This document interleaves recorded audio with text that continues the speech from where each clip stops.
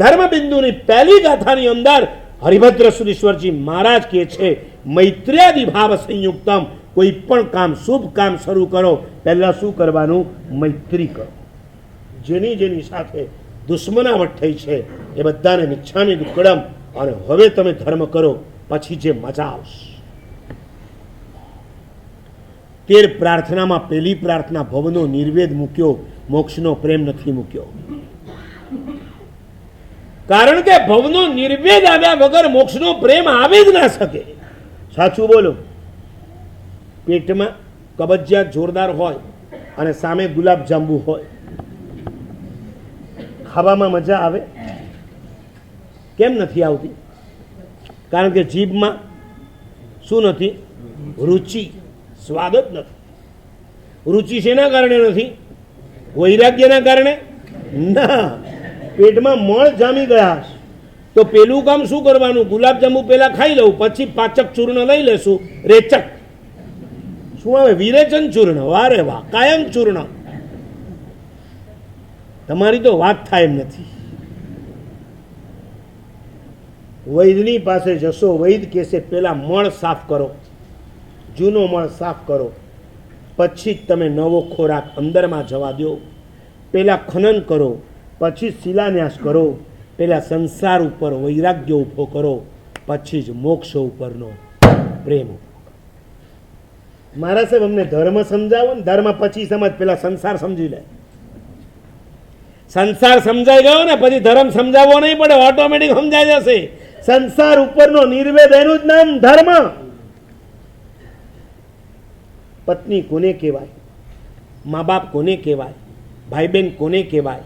નણંદ ભોજાઈ કેવા હોય? દેરાણી જેઠાણી, બધું જ સંસાર.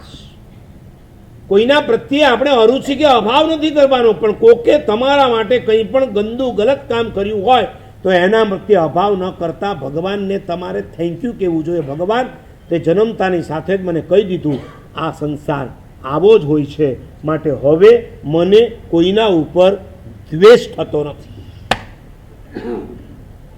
એક વ્યક્તિ વારંવાર તમે ટોકવા છતાં ન સુધરે, પછી તમે એને શું કરો? એવોઇડ. જવા દે ને યાર, હવે એની સાથે બહુ માથાકૂટ કરવામાં મજા નથી. નકામે આપણો ટાઈમ બગડે છે, આપણો વિચાર બગડે, આપણો સ્વભાવ બગડે છે. બરાબર ને? બસ તો એ જ વાત છે. આ સંસાર આવો જ છે. એને સુધારવાના લાખ પ્રયત્ન કરશો, એ નહીં સુધરે, ક્યાંક તમે બગડી નહીં જાઓ. એના કરતાં એને એવોઇડ કરતા જાઓ અને તમે આગળ વધતા જાઓ.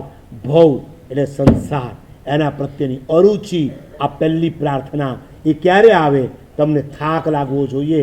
બહુ ભટક્યો ભગવાન, હવે મને આ સંસાર ઉપર નફરત થઈ ગઈ, કંટાળો તમને આવે છે. બૈરા સાથે ઝઘડો થઈ ગયો ને પછી અપાસરામાં આવે, બસ સાહેબ કાંઈ સંસારમાં મજા નથી હો, તમે બધા સુધરી ગયા, તમે બધા બચી ગયા, એવું કેવા આવે. પાછો 4 દાડા થાય એટલે આપણે કહીએ કે હવે ના, હમણાં બધું સારું ચાલે છે. સાચી વાત છે કે નહીં? તમારો વૈરાગ્ય પણ કેવો છે? સ્મશાન સુધી જ તમારા વૈરાગ્યનો દીવો જલે છે. સ્મશાનથી ઘરે પહોંચો ત્યાં સુધીમાં એ દીવો ઓલવાય. એક દિવસ પૂરતો પણ તમારો વૈરાગ્ય ટકતો નથી. તમને શું ભવની વ્યવહાર થવાનો?